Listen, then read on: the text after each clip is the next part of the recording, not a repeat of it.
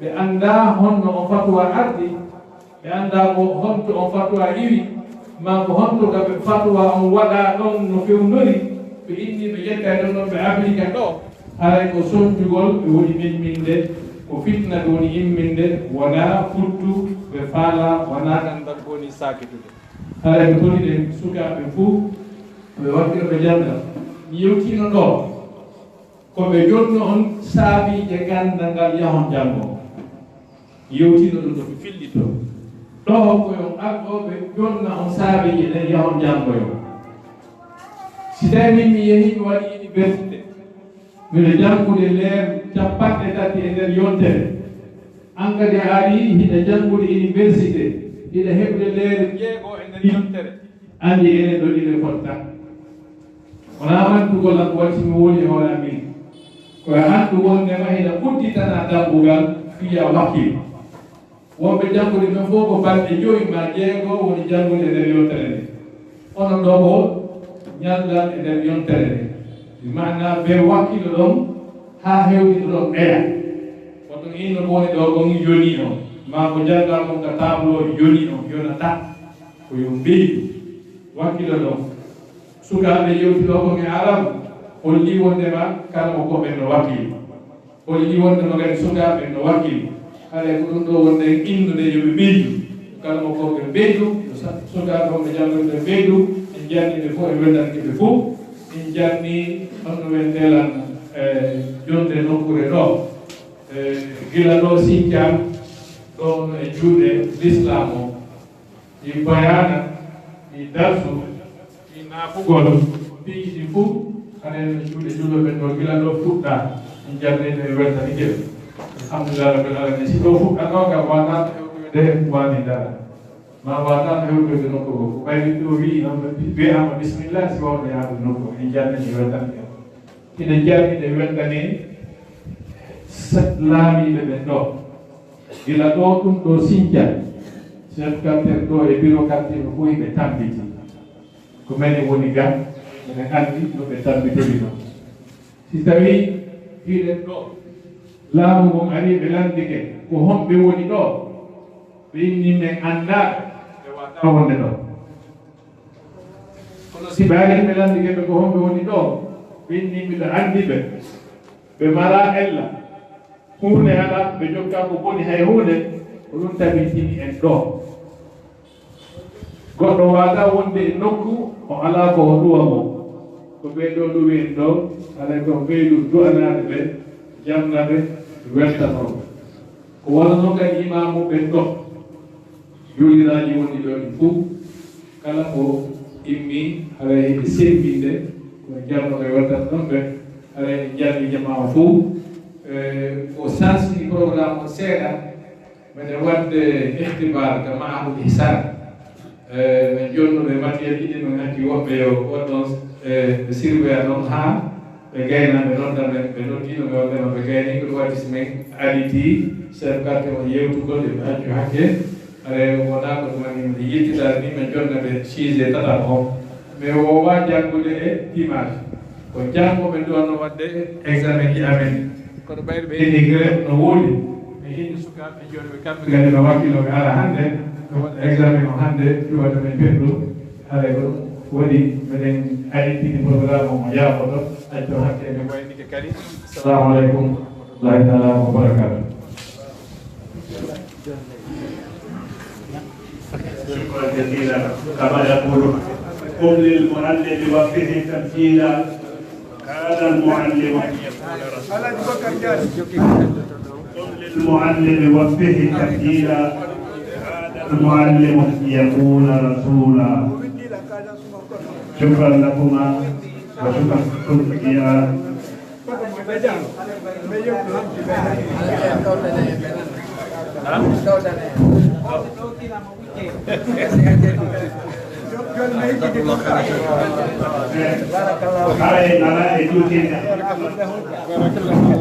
لو كان عندي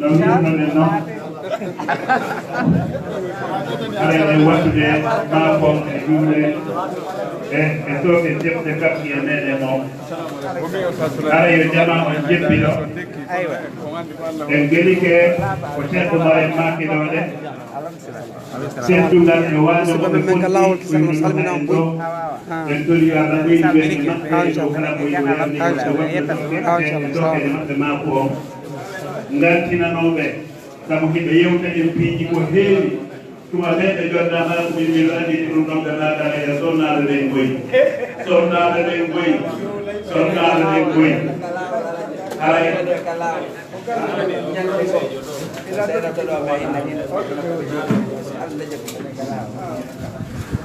joni haray mi ari toon humpitugolɗo fi fof koɓe ɗaani ɗo te tuma ɓeɓe maga sonnaɗo ɗen goyi anditi golɗo yo fonɗo ɓe waalo e ngol sengoɗon e nde hittade fiɗɗude ɗo idara on éthique moƴƴa waɗi commission ɓe jooɗike ɓe waɗi étude fii ko honɗum e honɗum sonnaɓe programme fi sonnaɓe ɓen ko honno ɓe jangirte ko honɗum e honɗum joni noon ɗinɗonde fof waɗama kadi kala ko ɓe duwa jannede ko programme jimuɗum ɗin fof waɗama haray ko teddum fi idinillahi taala o idara ɗo de andugol amen ko ɓe makata kon ko ɓe woni anditi koko ɓe hani anditinde ɓe woni anditinde hollugol ɓe ɗum ɗon nde haray ɗo e ɓe hawɓe fillito haade ɗum ɗo ɓe kuɓɓita ɓe haray yo fonno maɓɓe on waalo e gon sengoɗon hiɗen e muɗum ko woni tum haray hino woodi ko hatojinɗen e muɗum janngoɓe ɓe wo jannoɓe ɓe wo hino e muɗum fii nokku meɗen hatojini nokku ka tawata waale ɗum wawa e wadde ɓayno gueɗol ɗon noon sonnaɗe ɗen ɓe wa'a wasuddiɓe ɓen e alhadiji e sonnaɗe ɗen ɓe wa'a wanowa ɓe duhiɓe ɓen ko sabu ɗum ɗon ɗe waɗi haray hino tonguitiɗo jama on hino jondidirde juuɗe hino tori kadi kala mo tawata konngol muɗum ma kuugal muɗum wawa e fuutanɗen ɗon fi haɗo wawiren heɓirde nokku tawata waawete jannede hana ñalla gotal e nder yontere nde haray ɗum ɗon nde fof sookeje no fontade to jogaɗo o moƴƴinen ngal haali ko ɗum waɗi ɗe kewtinde chef de quartier o en toroyo Allah mon ɓoynu waade ko ɓe woni ɗum en moom ɗuɗɗina waade no ɓe wayde nokkeli ndin boyninen maɓɓe dow ko joyade assalamu aleykum warahmatullahi haray ɗoɗe hakka waɗal makura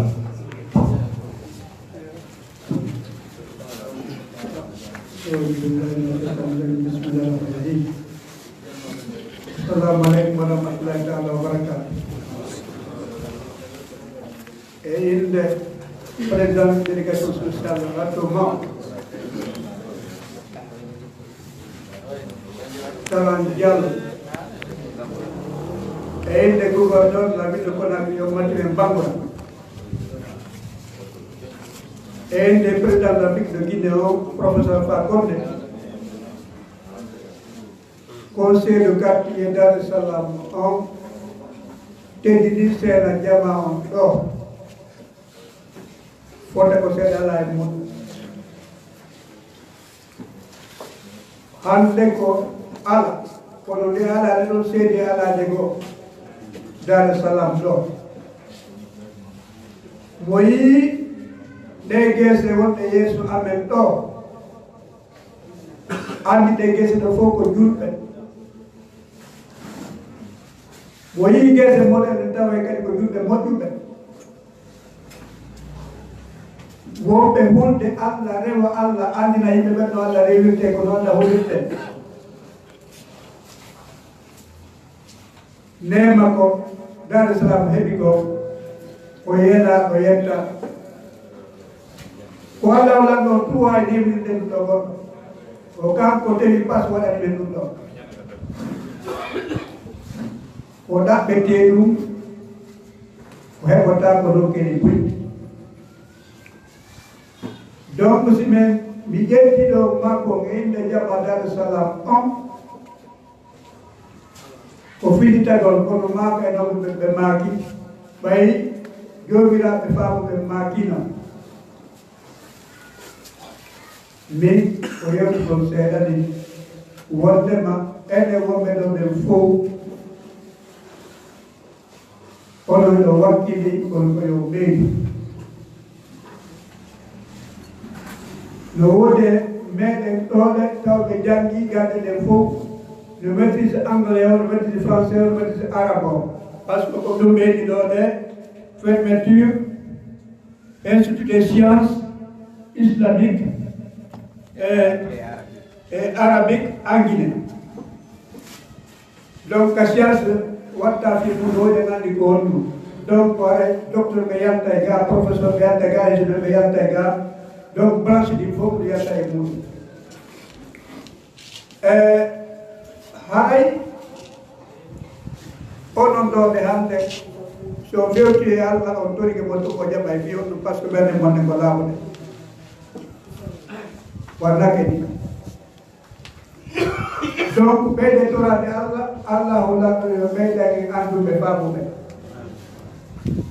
ko won jokkuɗo ɗo woni ɗi duuɓi joni tenen moko ƴaɓɓata ɗo feƴƴi ɗo on ɗo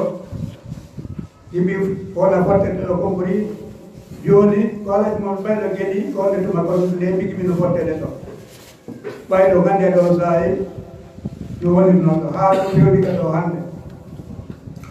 duwaji moɗon onon ɗi andeji mo moƴƴi ɗin hande ko leydi ɗo wonɓe iɗo andi aɗa yangi gonɗo wonɗo ɗe kawnan donc onon ɗo fof kadi kon jomiraɓe ɓeygureji tedduɗi ɓeygureji kedɗuɗi on ɗo fof kala kayɓe ɗum nde no anda effectivement ko horora ɗo ka leydi makko haray koyo ɓeydu no jokki toon ni ara on ha ɓaari fi honɗum par ce que mo jokki fiɗa ko gandal way ɓaari jawdi o seydini haray no andade gandal jawdi kene yaadata kene laɓɓol gandal ngal laɓɓol jawdi ɗin kene ɗino ka yaadata kono si gandal ngal heɓi ke jawdi ɗin kadi heɓon donc nayi on haray ko ɓeydu kippude no kippirɗon ɗo ɗi haray donc docteur Abdoulaye Diallo no ɗo d'accord donc haray ɗimmoɓe maɓɓe maki suddiɓe ɓen no ɓaawo ɓaynoyiɗen andi sa janni debbo gooto a janni woɓɓe temedere haɗa janni ko debbo gooto no ɓuri awa ay on ɗo fof on docteur ɓe tuwaɗi e son ɗo natuma yagal ɗumi kono so tawi ɓe janngade majjere nden ɗuɗuɗa ko galeydi meɗen donc haray tigi tigi on haray mbiɗe weltani onon hannde mbiɗiyat ɗaɓɓe ko ɓeeɗo woni ka hoore ɗo leeson ɗo nde ƴante ko feƴƴi ɗo ko ɓeeto mi anndi ɗo sensidirde ɗum ɗo moƴƴi holno démocratie on ɗo ka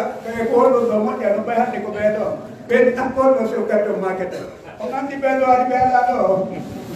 bon donc ɓeeɗo tooli leydi ɗo ɓeeɗo télé ngal awa ka raɓɓinɗingol ɗo Alaji Mamadou Baylo no tooli e meɗen ɗo si tawi no wonɓe laɓɓude arsike muɗum nde leydi meɗen ndi lagine ɗoɗe ala sio maɓɓe no ɗuuɗu no ɓuri ndi seeɗa awa ɗaɓɓatoɓe gandal ɓe kadi meɗen ɗo hakkilade en torike wonɓe ɗaɓɓude jawdi ɓen yoɓe yiɗu wonɓe ɗaɓɓude gawgal ɓe e jukkiɓe dina kam ko ɗum seeɓe kadi doole en toroɗoyi noon kadi ko mbiyet ɗon dañande ko ka leydi maɗa ta jaɓ wonde koɗo ko holɗum woni wongol koɗo ngol e tawi ɗum a tawata ka feƴeteɗo ma seeɗa ka koɗo ka leydi ma a wata tawde ka fewjete ɗon a hokkidirani gande ɗe e hokkidirani gande ɗe fino taweteke fewjugol ka leydi meɗen ɗo ɓay woɓɓe innanɓe police ma gendarme ma soori ma douane yimɓe ɓe guiɗa ɗino fof muɗum hay yimɓe ɓe kiitake mum e joni noon woodi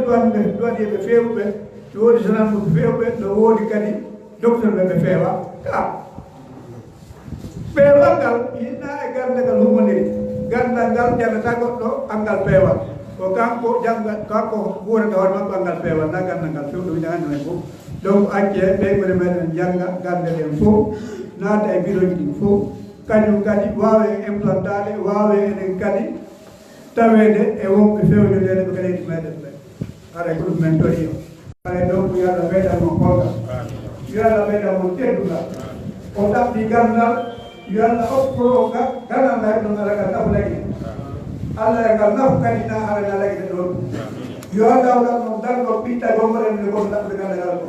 pita do satta e modo ko betori ka da wala no ita be satta ne yalla wala to ko ko do ne koyi yalla wala do ko do ne koyi me veta ni ko jama sa sa me veta ni ko ala wala sallam barka moɗon yewtereji moɗon ɗi ko wiɗirani mbiyan kanŋe en amen mbeɗe jewinede weltori saabu on duttata ko ha on kakkata ko haade duttano men ko yewtuɗon men ɗore ko ɓuri morde piidi ko tawata nafa en ko yo Allah rafire ko naka ko o arti kay golleji moƴƴi yewtira ɓawo konkuɗi moƴƴi ko wona e ma keere haray ko higgeten ɗone ko jonnugol ashabul madaris jeeɗen ɗon ɗe Alhaji Mouhammad Saliou Diallo o yewtata e yimɓe ɓe ceernoɓe udditanɓe e lekkolji hino janngude hino jannude haray kamɓe Alhaji Mouhammad Saliou Diallo yoɓe maafo e yimɓe ɗen ɗon ɓeɗo abdamati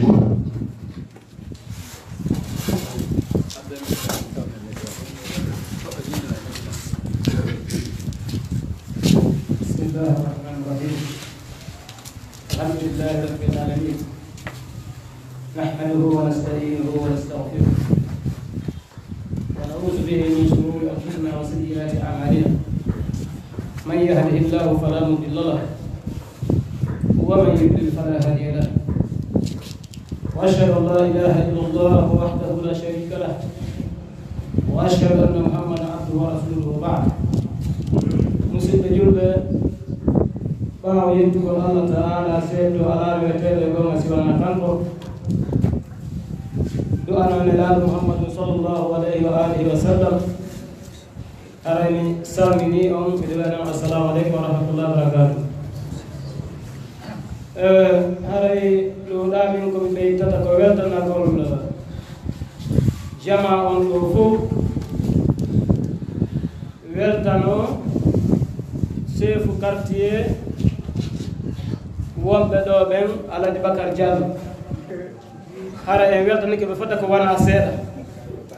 taweede ɓe tambitike nokkuure nde ɓe heɓi change molanaɗo tawde suka ɗum ɗo ko ka quartier maɓɓe ɗo woni ko change molanaɗo ɓeyta ɗum quartier wonɗo ɗo on fof kadi weltanomo yoɓe anndu ɓe heɓi change molanaɗo arske molanaɗo ka quartier maɓɓe miɗo waajo noon wonɓe a quartier ɗo ɓen wata woɓɓe iwka quartier ji ɓaawoji ara ƴetta nde moƴƴere ɗo yaha accaɓe ɗo haray yo kamɓe kadi yoɓe heɓu yoɓe addu sukaaɓe maɓɓe ɓen ɓe janngina ɓe ɗo wata iwe ka yaasi tun are naɓore hara ɓe heɓaani donc haray ɗum ko waaju tun seeɗa momi jonnata yimɓe quartier on ɗo ko change molnaɗo ɓe heeɓi yo taw oɗo nokkuno ɗo mi ɓeytana kalama ko ɓen kadi ɓurtugol wakkilade yañña wano Cheikh Oumar en makiri ni yañña nde ɗo hunde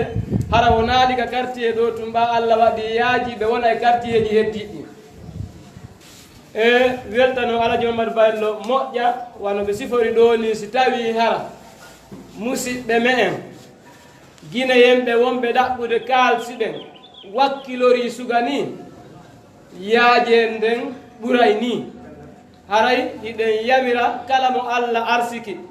yaññanimo arsike makko on yo kankadi yo ñembintin ɗum ko waɗi wallugol musidɗo mumum julɗo ko dewal molanangal hiɗen andi imamu Alhasanul Basri hiɓe sifi ɓe wi ko nde ɓe wallata ɓe ittana julɗo tampere makko ɓe wallitomo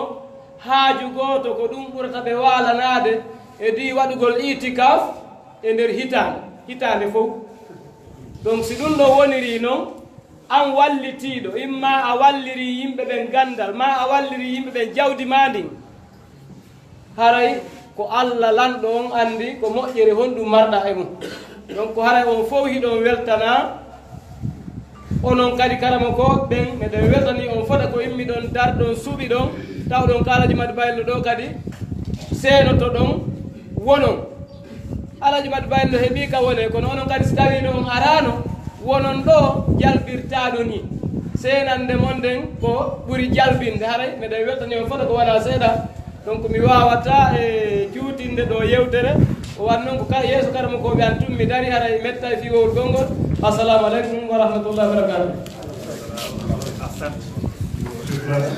jazakumullahu khairan Allah doron kure moƴƴude haray ko ɓe andintini ɗon e fi jama quartier on ɗone kon ko hunde moƴƴere yo Allah faaminen ɗum wasi kay gollitir ko sabu felliten e nder ɗeɗi ɓeɗo ino woodi wonɓe e ɓalmoɓe nokkeji goɗɗitiɗi woɓɓe no iwra Matam to woɓɓe no iwra Diété o woɓɓe no iwra ɗore ha Kuriya ino iwa Kuriya to ara fiino hoota ira Dobrika ara fiino hoota haray no ɓe makiri ɗo neni haray yo Allah wurten moƴƴinande ɓeyde no wona ɓattagol ɗo kirsen e ɓattagol ɓuttan heɓata tiim haray noon yo Allah wurten moƴƴinande faalinen ɗum ɗon haray ɗen feƴƴande jonni tugol kalimat Raisatullah Mouhammad Ahmad Bari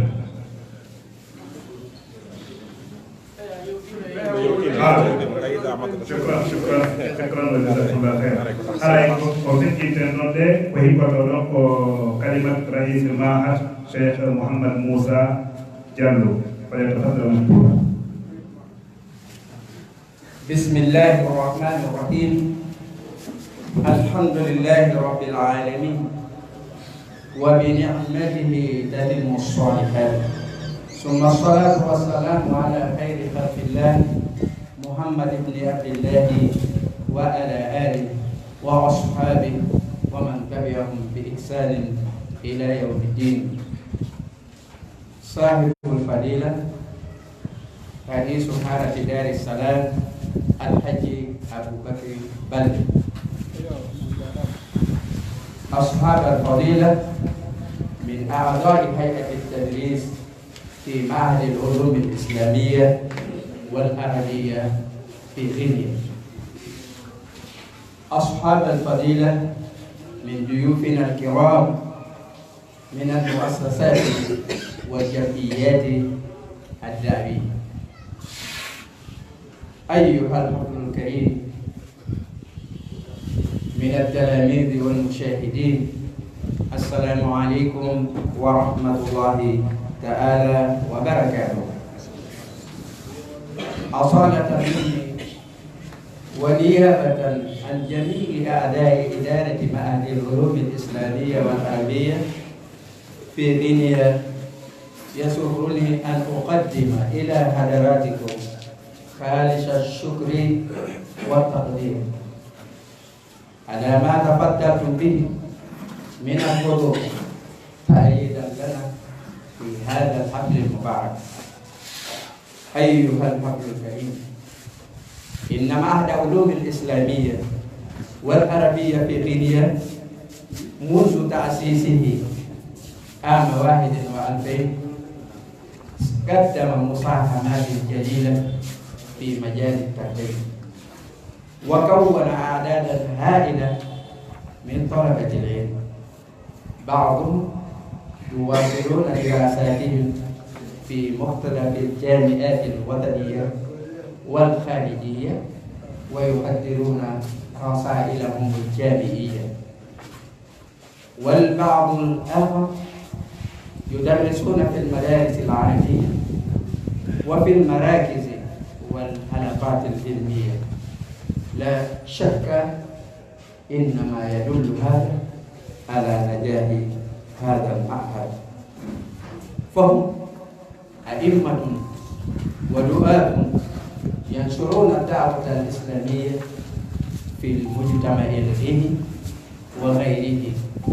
وفق منهج السلف الصالح، فلله الحمد والشكر. يكفي للمعهد نجاحا التقاء 57 أستاذا من ذوي الشهادات العالية والعلوم الأنيقة المختلفة والتخصصات في معهد واحد في يوم واحد، كل واحد منهم يدلي دلوه من العلم. أيها الحفل الكريم، فالإدارة تشكر جميع أعداء هيئة التدريس على ما قاموا به من الأعمال الجليلة خلال هذه السنة الدراسية عام 17/2018 من التدريس وإجراء الامتحانات والتصحيح وتوطيد العلاقات الاجتماعية بين مدرسي المعهد وطلابه. الإدارة تشكر كذلك رئيس الآن ونوابه وجميع رؤساء الفصول والتلاميذ حيث جاءوا إلى هذا المعهد للتعلم في أيدي الأساتذة الكرام مع الأدب والاحترام. فالأساتذة يفتحون لهم أبواب التعلم في كل حين ولحظة. وكذلك الإدارة تشكر جميع من قدموا مساهمة من أجل نجاح هذا المعهد. أيها الحفل الكريم، إن التدريس في يوم الأحد فقط في معهدنا غير كافي. احتاج المعهد إلى مدرسة مستقلة لتقوم بتنفيذ برامجها. فلهذا فالإدارة تمد يديها إلى الأساتذة أولا وطلاب المعهد ثانيا والمحسنين ثالثا إلى أن يساعدوا على حصول بقعة خاصة للمعهد. فتحقيقا لهذا الهدف قد وصلني من تبرعات بعض المدرسين والطلاب وأقاربهم 9,500,000 فرنك. وكذلك قد وصلني من مضيفنا وحبيبنا ومساعدنا والمحسن إلينا في كل المناسبات الحاج محمد كنكلابي أوصل إلينا 20 ملايين فرنك قيمة تحقيقا لهذا الهدف. بارك الله لجميع المحسنين فيما أنفقوا وما أبقوا. فالرئيس يشكر نائبه وجميع أعداء الإدارة الذين وقفوا بجانبه ليلا ونهارا لخدمة هذا المعهد. كما يشكر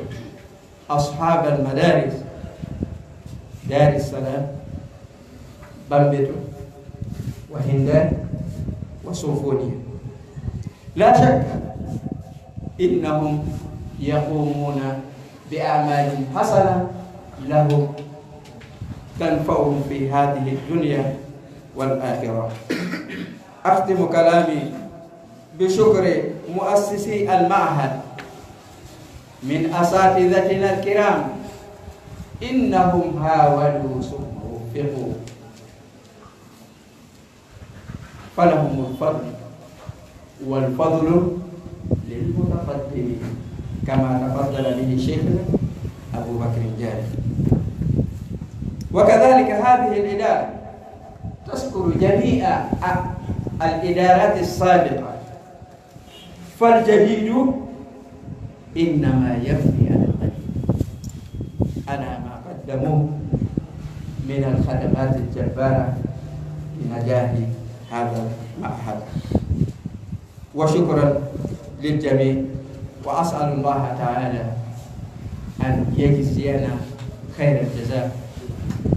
هري وياكم من ربي نسيت كقولا باو تقول ماكو هوري بمنبه الحاج أبو بكر بالده إجماع جنو ببه إحب من تدو ببه إن سلمني جماعة سلمنا بالإسلام. هري إبي السلام عليكم ورحمة الله وبركاته. هري من عندني mimmi ɗo yewta ɗo immorde e ɗimmoɓe amɓen ka idara ɗo weltanagol ɗo ko accutuɗon golleji mum, ittuɗon jawlem, seeni ɗon tawede o timmode nde hitande jande ɗo. Albarka mum yo Allah windu joddini. Haray men andini on oɗo mahad men institut men ila o sincano 2001 haray o wallitike moƴƴa tela ka bangal needi oɗo o formi taalibaɓe ɗuɗuɓe. simi yettetota ka pular mi innay o mahi taalibaɓe ɗuɗuɓe. woɓɓe maɓɓe ni ɓaawo janngugol ɓe ɗo ɓe yalti hiɓe kontinide jandeji maɓɓe ɗi e université ji goo surtout ɗi ka nder leydi ɗo hay ka yaasi woɓɓe ɓen no windude lettre ji maɓɓe universitaire e master. haray ɗum ɗo tindini e nene o mahadu ɗo ene o waawi hewtude o e dimɗe ka o ɗaɓɓa ɗon o rimi o heɓi résultat. ɓen ɗon ɓe nafiroyede gande maɓɓe. haray kadi woɓɓe ɗo e taalibaɓe jannguɓe ɗo nini hiɓe janndude ka lekkolji e ka juɗe e ka centre ji. haray ɓeɗo weltanama. haray ɓeɗo no woni mise moƴƴe e noddangol oɗo diina l'islam ko yaadi e laawol nelaaɗo meɗen Muhammadu sallllahu alayhi wa sallam e ardiɓe moƴƴuɓe ɓen. enen haray si en miijitike fottugol ɗo jannooɓe 97 karambokoɓe tedduɓe jogiiɓe gande lugguɗe sertuɗe mo ɓeeno waɗi spécialité feere janngiri e leydi feereeri fottugol ɓeeɗo tun e nokkuure lekkol gooto e saa'i gooto mo bee juura ko jogii ko wallahi ɗum ɗo no tindiri ɗum ɗo tun holli enen en waawi gañagol maɗum moɓidirgol ɓe karama koɓe yakitiro haɓe ɗo tugaale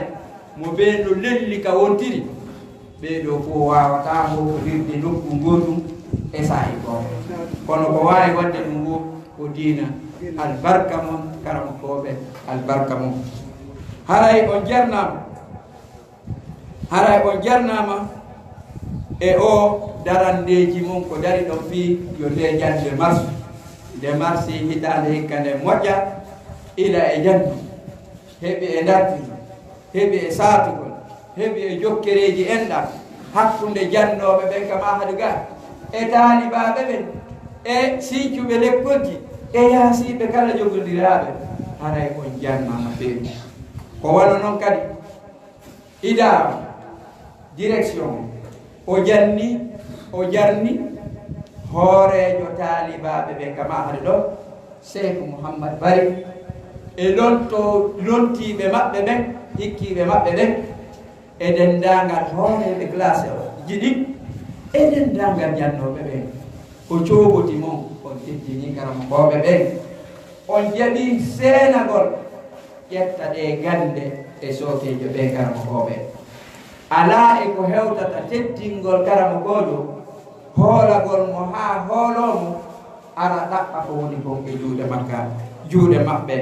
albarka mo ko wona noon haray hoorejo ma hade o jarni ñoɓondojo makko on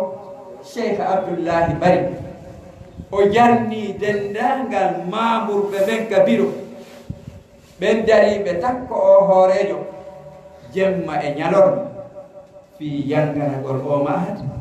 fi no o ɓurtira yaarude yeeso albarka maɓɓe ko wanno noon haray jarnore nde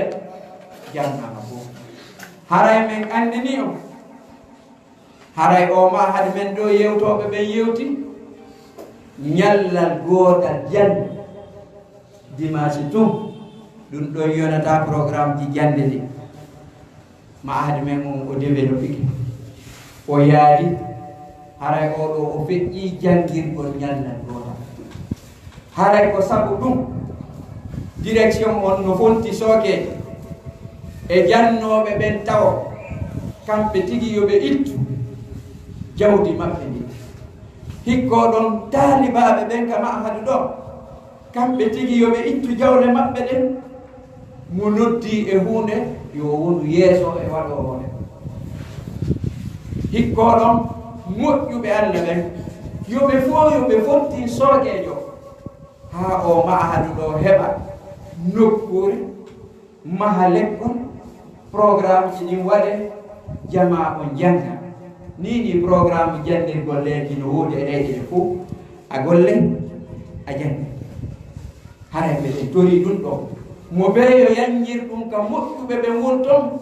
yoɓe walli to l'islam on fi no oɗo duɗal wawa sakitirde ɗeɗo gande haray ka laatingol o noddaɗo ɗo karamokoɓe goo e jangoɓe goo e ɓaɗodiraɓe maɓɓe goo ɓe hewtini lanɗo 9.500.000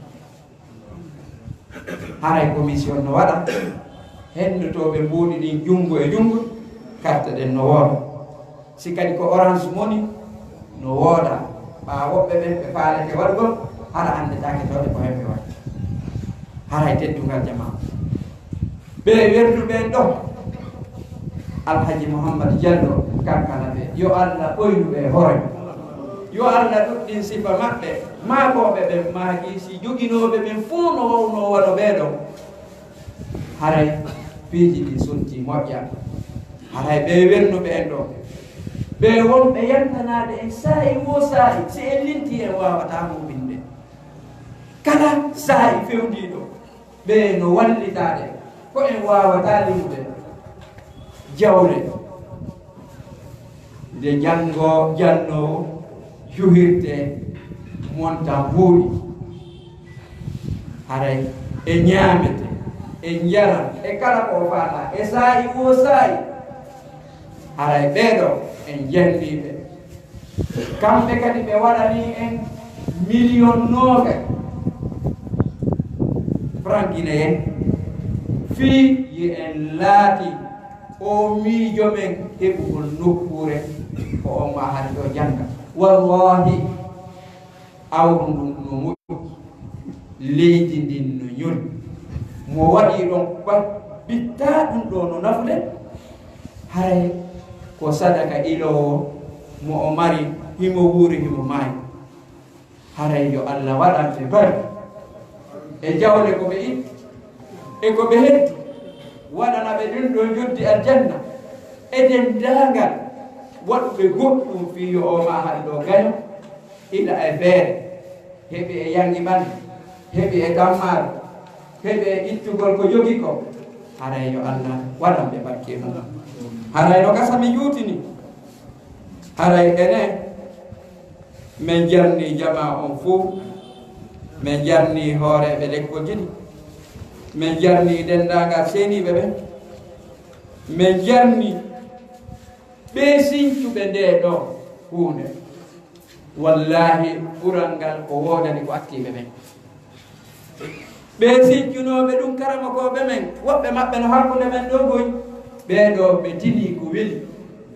yigol hiɗa siñca hunde moƴƴere nde yiya ha nde laya nde rima nde ɗowdina an tigi yiya dimɓe ɗe no dette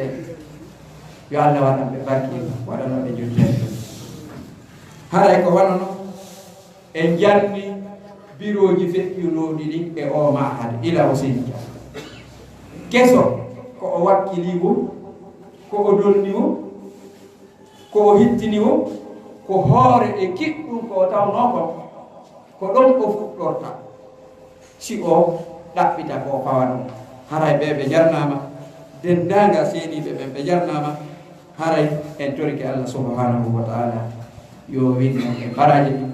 haray ɓe jottini on yafoto assalamu aleykum wa rahmatullahi ta'ala wa barakatuh. Waaleykum salam wa rahmatullah. Shukran jazilan. Allah yoɓiro kuɓe moƴƴude yo Allah o yoɓir yo Allah o yoɓir siñtunoɓe ɗuɗoɓe kuɓe moƴƴude joddi yaafo hikkiɓe yeeso ɓen hakkilen e woɗade ɗe enen kadi kokka en baraji ko wona e waɗede ko hay ɗo e en feƴƴude ɗole e toɓɓere hikkiɗe ɗole iɗen andintina piiji ɗiɗi hino ɗon ɗe ara ɗum ɗum ko si tawi en gayni ɗole ka weeruɗen ɗo harayki ɓe waɗani en barke nabarka si en gayni ɗole joni haray ko ɗon ɓe wonɗen e seenade e si tawi ɗum ɗon ɓe gasi haray jannoɓe ɓen fof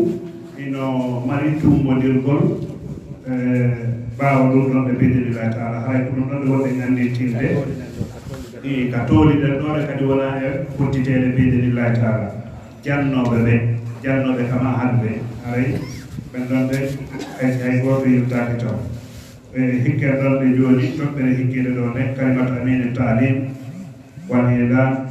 andatari haray maaku hiɗen jonnita ɗole halfinaɗa ɗen fi jande ɗen e nder mahad on ɗo ɓen jonnitude ɓe konngol so tawi ɗum feƴƴi jonniten résultat ji ɗi haray ko ɗum woni ko hikkiɗo biɗillah taala haray micro o wattama cokere ma salamu aleykum. Bismillahi rahmani rahim. Alhamdulillah الذي رفع السماء بغير عمد ترى ثم الصلاة والسلام على النبي المصطفى الذي لم يفرق الأمر في التعلم بين الصغير والكبير